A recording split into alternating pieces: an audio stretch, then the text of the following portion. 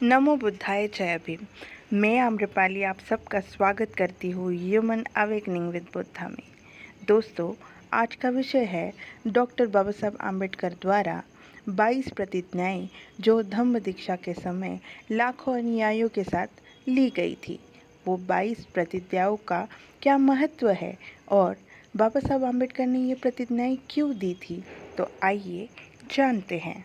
13 अक्टूबर 1935 को नासिक के पास येवला में एक सम्मेलन के दौरान डॉक्टर बाबा साहब आम्बेडकर ने हिंदू धर्म त्यागने का ऐलान किया था। यह पहली बार उन्होंने यह जाहिर किया था कि मैं हिंदू धर्म का त्याग कर रहा हूँ। और उन्होंने कहा, ऐसे लोगों से दोस्ती मत करो जो परमात्मा के सर्वशक्तिमान और मुक्तिदाता होने का बखान करते हैं, लेकिन अपने ही सहधर्मी दूसरे मनुष्य को पशु से भी बुरा समझते हैं और उनके साथ अमानवीय व्यवहार करते हैं। और वो आगे कहते हैं, हिंदू धर्म शूद्रों की गुलामी का षड्यंत्र है।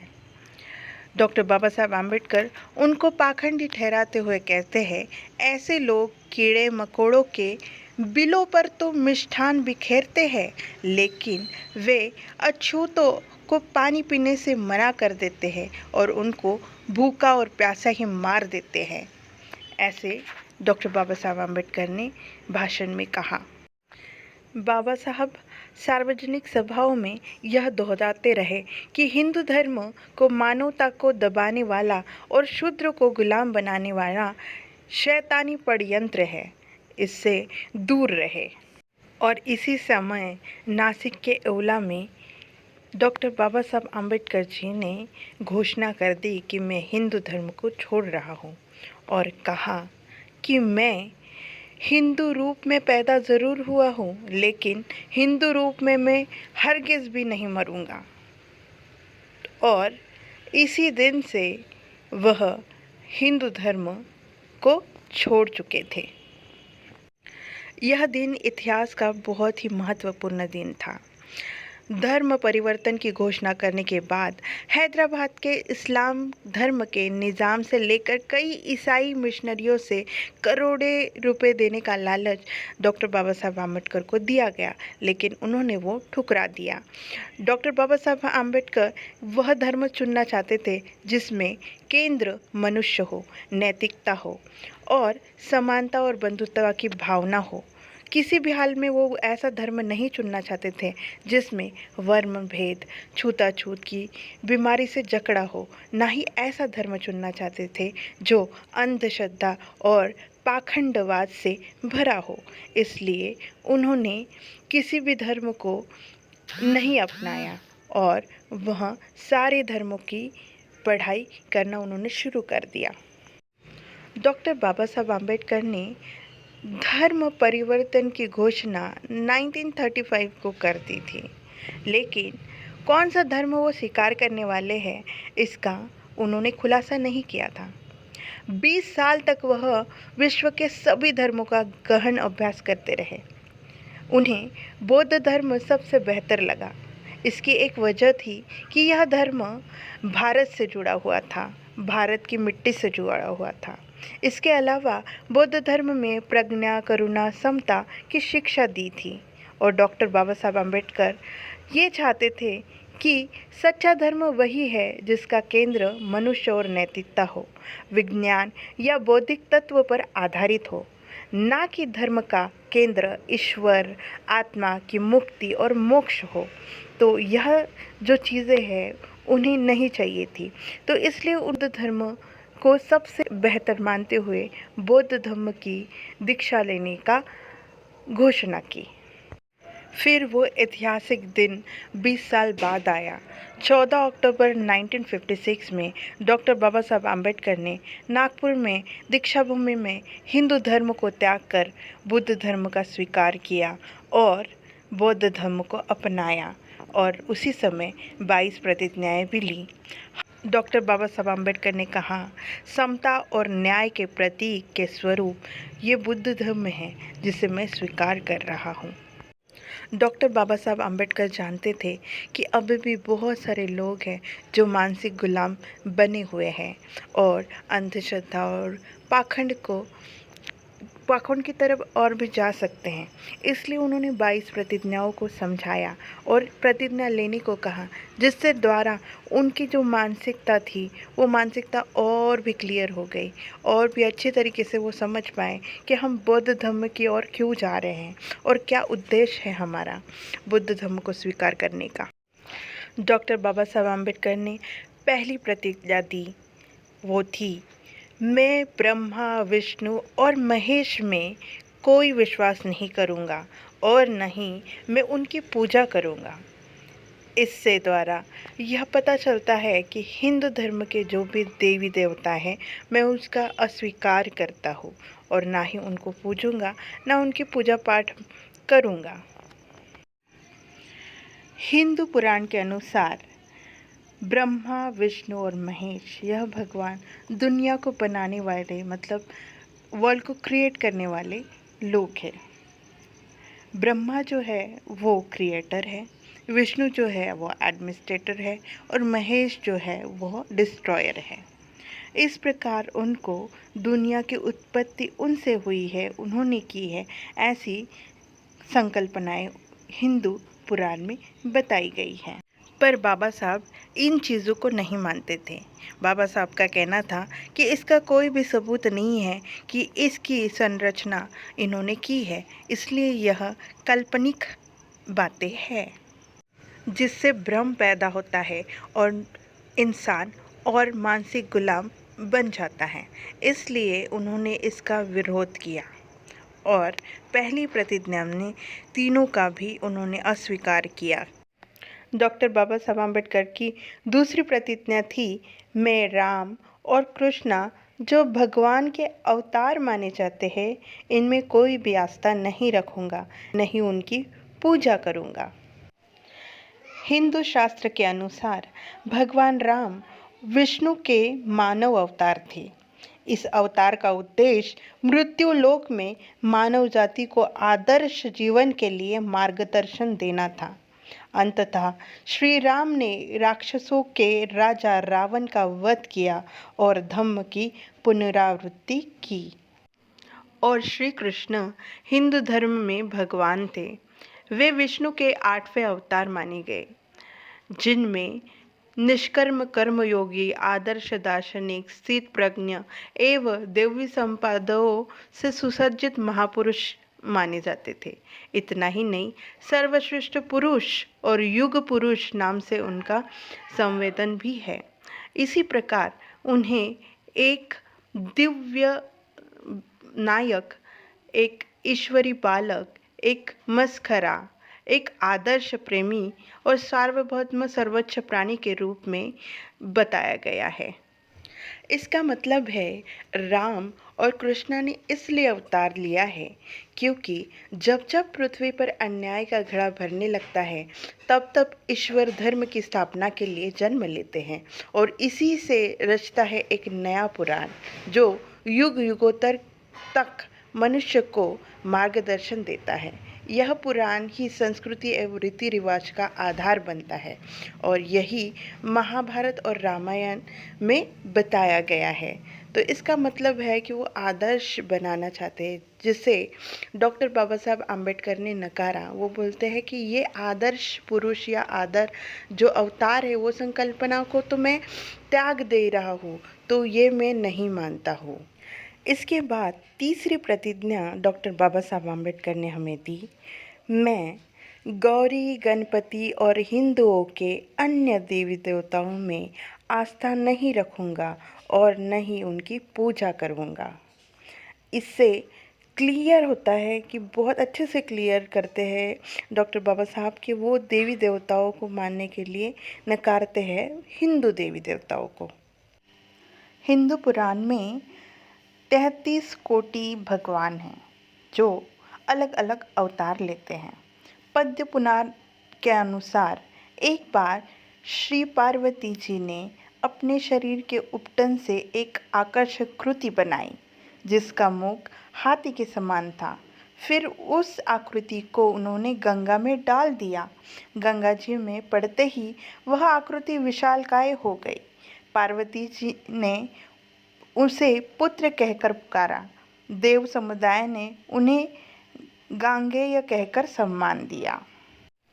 इसका अर्थ ऐसा है कि गणेश का जन्म पार्वती ने लगाए हुए ऊटन से हुआ है। तो इसी प्रकार इनकी भगवान की उत्पत्ति होती रहती है।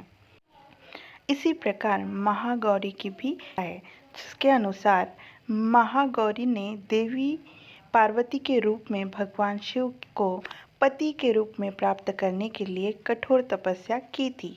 एक बार भगवान भोलेनाथ ने पार्वती जी को देखकर कुछ कह दिया, जिससे देवी के मन आहत होता है और पार्वती जी तपस्या में लीन हो जाती है। इस प्रकार वर्षों तक कठोर तपस्या करने पर जब पार्वती नहीं आती तो पार्वती को खोजने के लिए भगवान शिव उनके पास पहुंचते हैं। वहां पहुंचते तो वह पार्वती को देखकर आश्चर्यचकित रह जाते हैं। पार्वती जी का रंग अत्यंत ओजपूर्ण होता है। उनकी छटा चांदनी के समान श्वेत, कुंद के फूल के समान धवल दिखाई पड़ती है। यह देख के वो उन्हें गौर वरदान दे देते हैं। और दूसरी कथा के अनुसार भगवान शिव को पति के रूप में पाने के लिए देवी ने कठोर तपस्या की थी, जिससे उनका शरीर काला पड़ जाता है। देवी की तपस्या से प्रसन्न होकर भगवान उन्हें स्वीकार करते हैं और शिव उनके शरीर को गंगा जल से धोते हैं। तब देवी विद्युत के समान अत्यंत कांतिमान गौर वर्ण की हो जाती है तथा तभी उनका नाम गौरी पड़ जाता है। हिंदू पुराण के अनुसार माता पार्वती के 9 रूप हैं: शैलपुत्री, ब्रह्मचारिणी, चंद्र घंटा, कुष्मांडा, स्कंद माता, कात्यायनी, कालरात्रि, महागौरी, सिद्धदात्री। मतलब इसी प्रकार इनके रूप बदलते जाते हैं और यही बात को डॉक्टर बाबा साहब आम्बेडकर नहीं मानते थे। इसका वो विरोध करते थे। ऐसे अवतारों का जन्म होते होते 33 कोटि भगवान हिंदू कुरान में बताए जाते हैं। और चौथी प्रतिज्ञा ने डॉक्टर बाबा साहब आम्बेडकर ने पूरी तरीके से क्लियर कर दिया, मैं भगवान का अवतार को नहीं मानता हूँ, ना ही विश्वास करता हूँ। हिंदू पुराण के अनुसार विष्णु के 10 अवतार हैं। वो 10 अवतार इस प्रकार है। पहला अवतार है मत्स्य, दूसरा अवतार है कुर्मा, तीसरा अवतार है वराह, चौथा अवतार है नरसिंह, पांचवा अवतार है वमन, छठवां अवतार है परशुराम, सातवां अवतार है राम, आठवां अवतार है कृष्णा, नौवां अवतार है बुद्ध और 10वां अवतार है कल्कि। तो इस प्रकार उन्हें 10 अवतार लिए हैं। विष्णु ने ऐसा बताया गया है। बाबा साहब ने स्पष्ट तरीके से बताया कि मैं ये अवतार को मानता ही नहीं, ना हिंदू धर्म को मानता हूँ। डॉक्टर बाबा साहब ने स्पष्ट तरीके से बताया, हिंदू धर्म में जो भी अयोग्यताएं है वो शूद्रों पर थोपी गई और उन्हें 3 वर्णों का पूरी गुलाम बनाने के लिए मजबूर किया गया। जीवन को धार्मिक, सामाजिक, राजनीतिक और आर्थिक तौर पर ऐसा बना दिया, उनके जीवन में किसी भी तरह से मनुष्य का जीवन नहीं कहा जा सकता था। सच तो शूद्र जीवन पशुओं से भी बदतर था। सनातनी ग्रंथ के अनुसार, मनुस्मृति ग्रंथ के अनुसार मनुष्यों के 4 वर्णों निम्नलिखित बताए गए हैं। ब्राह्मण पहला है, उसमें पुजारी, विद्वान, शिक्षक आते हैं। दूसरा है क्षत्रिय, जिसमें शासक, योद्धा, सैनिक और प्रशासक आते हैं। और तीसरा है वैश्य, कृषिविद और व्यापारी आते हैं जिसमें। और शूद्र है, जिसमें सिर्फ सेवा प्रदाता ही आता है, जो सेवा करता है तीनों की। बाबा साहब ने एक किताब लिखी, जाति का उच्छेद, जिसका विरोध सारे हिंदुओं ने किया। उसमें महात्मा गांधी भी शामिल थे। गांधी जी ने अपने लेख में लिखा, डॉक्टर बाबा साहब आम्बेडकर हिंदुत्व के लिए एक चुनौती है। और गांधी ने जाति व्यवस्था की जननी वर्ण व्यवस्था का खुलेआम समर्थन किया था। गांधी के प्रश्नों का उत्तर देते हुए बाबा साहब ने कहा, मैं इसलिए हिंदू धर्म से घृणा करता हूँ क्योंकि मैं हिंदुओं और हिंदू धर्म से इसलिए घृणा करता हूँ, उसे तिरस्कृत करता हूँ क्योंकि मैं आश्वस्त हूँ कि हिंदू धर्म गलत आदर्शों को पोषित करता है और गलत सामाजिक जीवन जीता है। मेरा हिंदुओं और हिंदू धर्म से मतभेद उनके सामाजिक आचरण में केवल कर्मियों को लेकर ही नहीं है, वह झगड़ा ज़्यादातर सिद्धांतों को लेकर है, आदर्शों को लेकर है। इसलिए उन्होंने साफ साफ कहा कि मैं हिंदू का विरोध करता हूँ, हिंदू धर्म का भी विरोध करता हूँ। आगे वह कहते हैं, हिंदू धर्म की प्रति घृणा करने का सबसे बड़ा यह भी कारण है कि जाति। उनका मानना है कि हिंदू धर्म का प्राण जाति है। इन हिंदुओं ने इस जाति का जहर को सिखों और मुसलमान और क्रिश्चियन में भी फैला दिया है, इसलिए यह उनके लिए भी घातक है। वो आगे कहते हैं, मुझे कोई भी संदेह नहीं है कि जाति आधारभूत रूप से ही हिंदुओं का प्राण है। बाबा साहब कहते हैं, मैं संतुष्ट हो जाऊंगा अगर मैं हिंदुओं को यह एहसास करा दूं कि वे भारत के बीमार आदमी हैं और उनकी बीमारी अन्य भारतीयों के स्वास्थ्य और खुशी के लिए खतरा है। मैंने हिंदुओं की आलोचना की है। मैंने उस महात्मा के अधिकार पर भी सवाल उठाया है जिनको वह भगवान मानते हैं। वे मुझसे नफरत करते हैं, इसलिए मैं उनके बगीचे में का एक सांप हूँ, ऐसे डॉक्टर बाबा साहब आम्बेडकर ने कहा। आगे वो कहते हैं, आप इस समाज की किसी भी दिशा में मुड़े, जाति वह राक्षस है जो आपके रास्ते में आता ही है। जब तक आप इस राक्षस को नहीं मारेंगे, आप राजनीतिक सुधार हो या आर्थिक सुधार हो, दोनों भी नहीं ला सकते हो। जाति व्यवस्था का केवल श्रम विभाजन नहीं है, यह मजदूरों का भी विभाजन है, जो श्रम विभाजन से काफ़ी अलग है। यह एक पदानुक्रम है जिसमें मजदूरों को एक दूसरे के ऊपर वर्गीकृत किया गया है और विभाजित भी किया गया है। और व्यवसायों के पुनर्मूल्यांकन की अनुमति नहीं देने से जाति देश में बेरोजगारी का प्रत्यक्ष कारण बन जाता है। यही वजह है कि बेरोजगारी इतनी बढ़ गई है। सबसे पहली और महत्वपूर्ण बात पहचानने की यह है कि हिंदू समाज एक मिथक है। हिंदू नाम अपने आप में एक विदेशी नाम है। यह महम्मेदानों द्वारा स्वयं को अलग करने के उद्देश्य से मूल निवासियों को दिया गया था। तो यही हिंदू का अर्थ है। बाबा साहब अच्छे तरीके से बताते हुए कहते हैं, प्रत्येक हिंदू में जो चेतना मौजूद है वह उसकी जाति की चेतना है। यही कारण है कि वह मुश्किल है कि हिंदू कोई समाज या राष्ट्र बना सके। आगे वो कहते हैं, मेरे विचार से धर्मनिरपेक्ष ब्राह्मणों और पुरोहित ब्राह्मणों के बीच में अंतर करना बेकार है। दोनों परिजन हैं, वे एक ही शरीर की दो भुजाएं हैं, एक दूसरे के अस्तित्व के लिए लड़ने के लिए बाध्य है।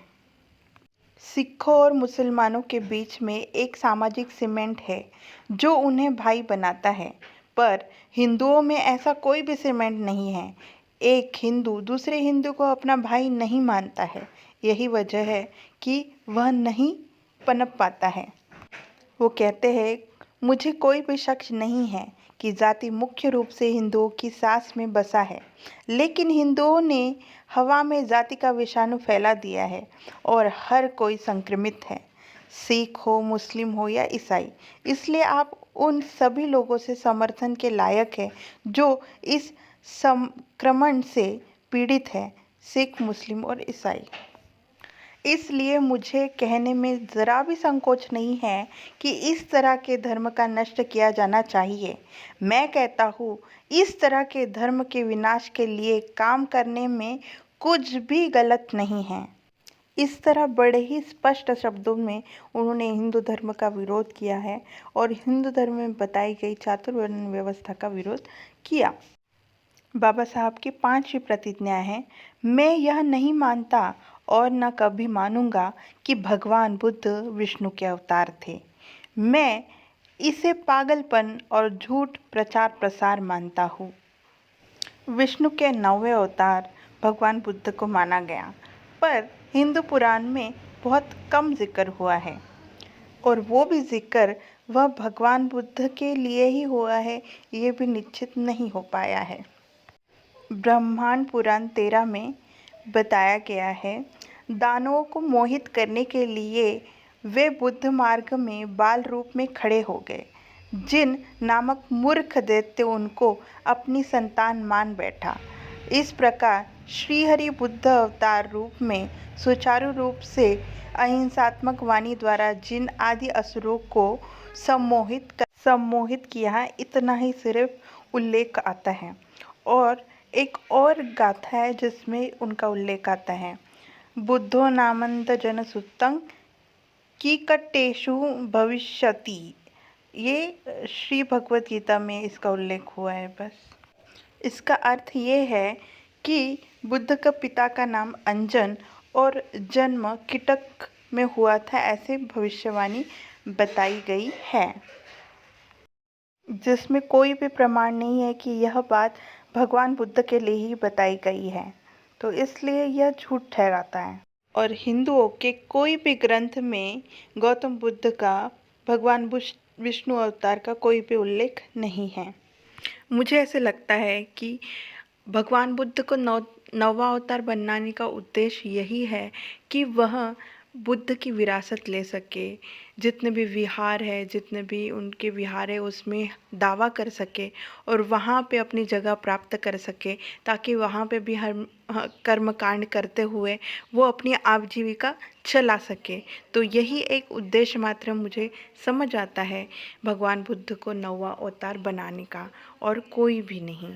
बुद्ध को भी अवतार में शामिल करके वो हिंदू धर्म को और बड़ा बताने की कोशिश कर रहे हैं, ऐसा मैं मानती हूँ, ताकि उन्हें अपनी विशालता नज़र आए, हिंदू धर्म की विशालता नज़र आए। यही एक मुझे उद्देश्य और एक नज़र आता है। 6वीं प्रतिज्ञा, मैं श्राद्ध में भाग नहीं लूँगा, नहीं पिंडदान दूंगा। हिंदू धर्मानुसार हर वर्ष भाद्रपद मास की पूर्णिमा से अश्विन मास की अमावस्या तक 15 दिन श्राद्ध किए जाते हैं। इस पर्व में अपने पितरों के प्रति श्रद्धा और कृतज्ञता और उनकी आत्मा की शांति देने के लिए श्राद्ध किया जाता है, और उनके जीवन में खुशहाली के लिए आशीर्वाद की कामना की जाती है। श्राद्ध का मतलब है श्रद्धापूर्वक अपने पितरों को प्रसन्न करना। हिंदू मान्यता अनुसार उसी स्थिति में उनके पुत्र या पौत्र द्वारा श्राद्ध किया जाता है। जो पितृ लोक में भ्रमण करने से मुक्त मिलकर पूर्वजों को मोक्ष प्राप्ति हो जाती है। पंडितों को भोजन करवाना चाहिए। कहा जाता है कि कौवे व अन्य पक्षियों द्वारा भोजन ग्रहण करने पर ही पितरों को सही मायने में भोजन प्राप्त होता है, क्योंकि पक्षियों को पितरों का दूत व विशेष रूप से कौवों को उनका प्रतिनिधि माना जाता है। तो इस प्रकार श्राद्ध का ये कर्मकांड होता है। ऐसे कर्मकांडों द्वारा ही ब्राह्मण जो है अपनी जीविका चलाते रहते हैं, ऐसे बाबा साहब आम्बेडकर कहते हैं, और इसीलिए यह पिंडपात और श्राद्ध में नहीं मानता। डॉक्टर बाबा साहब आम्बेडकर की 7वीं प्रतिज्ञा है, मैं बुद्ध के सिद्धांतों और उपदेशों का उल्लंघन करने वाले तरीके से कार्य नहीं करूँगा। इस प्रतिज्ञा में उन्होंने स्पष्ट किया कि बुद्ध से संगत कार्य ही मैं करूँगा। डॉक्टर बाबा साहब आम्बेडकर ने स्पष्ट शब्द से बताया, 6 प्रतिज्ञा तक उन्होंने ये बताया कि आपको क्या नहीं करना है, और 7वीं प्रतिज्ञा में उन्होंने ये स्पष्ट किया है अगर 6वीं प्रतिज्ञा तक आप ये सारी चीज़ें करते हो तो आप हिंदू मानसिकता से जुड़े हुए हो, और यही मानसिकता बुद्ध धर्म में नहीं है। अगर ये कार्य आप करते हो तो आप भगवान बुद्ध ने बताए हुए कार्य को विसंगत कार्य करते हो। तो इसलिए आपको ये समझना ज़रूरी है कि बुद्ध धम्म हम किस लिए स्वीकार कर रहे हैं। 8वीं प्रतिज्ञा है, मैं ब्राह्मणों द्वारा निष्पादित होने वाले किसी भी समारोहों को स्वीकार नहीं करूँगा। मनुस्मृति में ब्राह्मणों का विश्लेषण आता है, जिसमें कहा गया है, पूजये विप्र सकल गुणहीना शूद्र ना पूजयेय ज्ञान प्रवीणा, जिसका अर्थ है कि ब्राह्मण चाहे कितना भी व्यभिचारी क्यों ना हो, उसकी पूजा होनी चाहिए, क्योंकि ब्राह्मण दुनिया का देवता होता है, इसलिए वो पूजनीय है। ब्राह्मणों के कर्तव्य भी बताए हैं, जिसमें विधिवत पढ़ना पढ़ाना, यज्ञ करना करवाना, दान प्राप्त करना और सुपात्रों को दान देना, बस इतने ही कार्य उनके हैं। इसके अलावा उनके कोई भी कार्य नहीं। मतलब कर्मकांड करते रहना और दान लेते रहना, यही उनके कार्य है, ऐसा इसमें बताया गया है, जो कि डॉक्टर बाबा साहब आम्बेडकर नहीं मानते थे। इसलिए उनके हाथ हुए कोई भी कार्य को उन्होंने समारोह में शामिल होना मना कर दिया था। 9वीं प्रतिज्ञा है, मैं मनुष्य की समानता में विश्वास करता हूँ। डॉक्टर बाबा साहब आम्बेडकर समानता पे विश्वास करते थे, इसलिए ये प्रतिज्ञा उन्होंने ली कि मनुष्य एक समान ही है और समता, एकात्मता का भावना सब में होनी ही चाहिए। इसलिए मैं सभी मनुष्य को समान मानता हूँ, यह प्रतिज्ञा उन्होंने ली। 9वीं प्रतिज्ञा है, मैं समानता स्थापित करने का प्रयास करूँगा। बाबा साहब का पूरा संघर्ष समानता के लिए ही था। उन्होंने कहा, मैं ऐसे धर्म को मानता हूँ जो स्वतंत्रता, समानता और भाईचारा सिखाएंगे। इससे हमें पता चलता है कि डॉक्टर बाबा साहब आम्बेडकर 3 चीज़ों में विश्वास रखते थे, स्वातंत्र्य, समता और बंधुत्व, और इस पे आधारित ही धर्म को वो मानते थे। उनका कहना था, प्रशासनिक अधिकारियों द्वारा सभी के साथ समान व्यवहार किया जाने पर ही सभी को समान न्याय मिलेगा और स्वातंत्र्य और बंधुत्व की भावना बढ़ेगी। इसलिए हमारा कर्तव्य है कि समानता की भावना बढ़ाते रहे और प्रस्थापित करते रहे। 11वीं प्रतिज्ञा है, मैं बुद्ध के अष्टांगिक मार्ग का अनुसरण करूँगा। भगवान बुद्ध ने दुख दूर करने के लिए सदाचरण के 8 मार्ग बताए हैं। उसमें से पहला मार्ग है सम्यक दृष्टि, दूसरा मार्ग है सम्यक संकल्प, तीसरा मार्ग है सम्यक वाचा, चौथा मार्ग है सम्यक कर्मांत, पांचवा मार्ग है सम्यक व्यायाम, छठवां मार्ग है सम्यक आजीव, सातवां मार्ग है सम्यक स्मृति और 8वां मार्ग है सम्यक समाधि। इन 8 मार्गों से ही हम प्रज्ञा, शील और समाधि में प्रविष्टित होते हैं और सदाचरण मार्ग और भी सुलभ हो जाता है। 12वीं प्रतिज्ञा है, मैं बुद्ध द्वारा निर्धारित पारमिताओं का पालन करूँगा। पारमिताएं वो पारमिताएं हैं जो शुद्ध धम्म को सिखाती है, आचरण सदाचरण करती है। तो उसमें पहली पारमिता है दान, फिर है शील, फिर है निक्षम्य, फिर है पन्ना, फिर है वीर्य, फिर है क्रांति, फिर है सच्च, फिर है अधिष्ठान, फिर है मेत्ता और लास्ट में है उपेक्षा। इन सारी पारमिताओं को पार करते हुए आप बुद्ध बनने की तरफ चले जाते हो। इसलिए भगवान बुद्ध ने कहा है कि पारमिता पूर्ण करते ही आप मेरे जैसे बुद्ध बन सकते हो। 13वीं प्रतिज्ञा है, मैं सभी जीवित प्राणियों के प्रति दया और प्यार भरी दयालुता रखूँगा तथा उनकी रक्षा करूँगा। बलि प्रथा यह हिंदुओं का एक हिस्सा ही रहा है। नवरात्रि के समय माता को प्रसन्न करने के लिए बलि प्रदान की जाती थी। इसका कारण वेदों और पुराणों में बलि की बड़ी महिमा बताई गई है। माना जाता है कि बलि प्रदान करने से माता प्रसन्न होती है, भक्तों की मनोकामनाएं पूरी करती है। इसलिए धूमधाम से बलि पूजा का इंतजाम किया जाता था। देवताओं को प्रसन्न करने के लिए बलि का प्रयोग किया जाता था। बलि प्रथा का अंतर्गत बकरा, मुर्गा या भैंस की बलि दिए जाने का प्रचलन है। हिंदू धर्म में खासकर माँ काली, काल भैरव को बलि चढ़ानी जाती है। उन्हें बलि चढ़ाने के लिए कई तरीके से तर्क दिए जाते हैं। तो बलि प्रथा ये हिंदुओं में भी बहुत ज़्यादा तौर पे की जाती है। इसलिए डॉक्टर बाबा साहब आम्बेडकर ने यह प्रतिज्ञा ली कि प्राणियों की पर मैं दया करूँगा और उनकी रक्षा भी करूँगा। ऐसे हम सब लोगों ने प्रतिज्ञा लेनी चाहिए। इसलिए ये प्रतिज्ञा का भी बहुत ज़्यादा महत्व है। 14वीं प्रतिज्ञा है, मैं चोरी नहीं करूँगा। बिना पूछे किसी से चीज़ लेना या छोड़ना यह एक गलत कार्य है। इस कार्य को रोकने के लिए चोरी न करना यह एक प्रतिज्ञा ली गई, जो पंचशील में भी शामिल होती है। 15वीं प्रतिज्ञा है, मैं झूठ नहीं बोलूँगा। मैं झूठ बोलने से विरत रहता हूँ। जो झूठ बोलते हैं वो कभी भी आपको धोखा दे सकते हैं, इसलिए झूठ कभी भी नहीं बोलना चाहिए। इसलिए ये प्रतिज्ञा ली गई। 16वीं प्रतिज्ञा है, मैं कामुक पापों को नहीं करूँगा, मतलब मैं व्यभिचार नहीं करूँगा। इसके द्वारा सभी महिलाओं के प्रति आदर सत्कार करूँगा, ये भावना जगी रहे, इसलिए ये प्रतिज्ञा ली गई। 17वीं है, मैं शराब, ड्रग जैसे मादक पदार्थों का सेवन नहीं करूँगा। शराब, ड्रग्स और मादक पदार्थ शरीर के लिए बिल्कुल भी हानिकारक होते हैं। ये सारी चीज़ें मैं त्यागता हूँ, ये प्रतिज्ञा ली गई।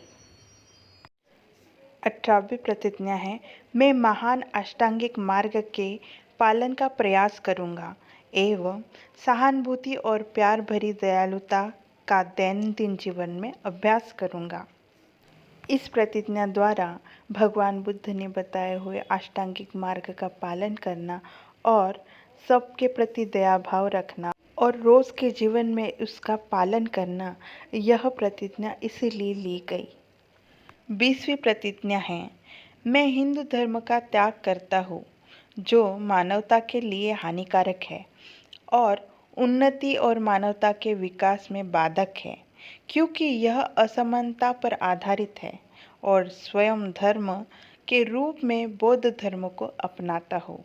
इस प्रतिज्ञा से स्पष्ट तरीके से पता चलता है कि बाबा साहब ने मानवता पर आधारित धर्म यानी बौद्ध धर्म बताया है और इसीलिए वो बौद्ध धर्म स्वीकार करके हिंदू धर्म त्याग कर रहे हैं, ये स्पष्ट हुआ। 21वीं प्रतिज्ञा है, इस धम्म परिवर्तन द्वारा मुझे विश्वास है कि मैं फिर से जन्म ले रहा हूँ। इस प्रतिज्ञा द्वारा डॉक्टर बाबा साहब ये सबको बताना चाहते थे कि हम एक नए दौर में शुरुआत कर रहे हैं, जिसमें हमें बौद्ध धर्म को अपनाना है और जो भी असमानताएं हैं वो समानता में परिवर्तित करना है और बुद्ध धर्म को अपनाना है दिल से। इस धम्म परिवर्तन द्वारा हमारी एक नई शुरुआत हो रही है, यही इससे बताया गया। बाबा साहब की आखिरी प्रतिज्ञा है, मैं गंभीरता एवं दृढ़ता के साथ घोषणा करता हूँ कि मैं इस धम्म परिवर्तन के बाद अपने जीवन को बुद्ध के सिद्धांतों से तथा शिक्षाओं से उनके धम्म के अनुसार मार्गदर्शन करूँगा। डॉक्टर बाबा साहब ने बहुत गंभीरता से और दृढ़ निश्चय के साथ बताया है कि अभी जो हमने धम्म परिवर्तन किया है, जो बुद्ध धम्म को अपनाया है, तो वो मैं पहले पूरी तरीके से खुद समझ लूँगा और समझने के बाद मैं वो आदर्श बनाऊँगा और उसका प्रचार प्रसार करते हुए मार्गदाता भी कहलाऊँगा।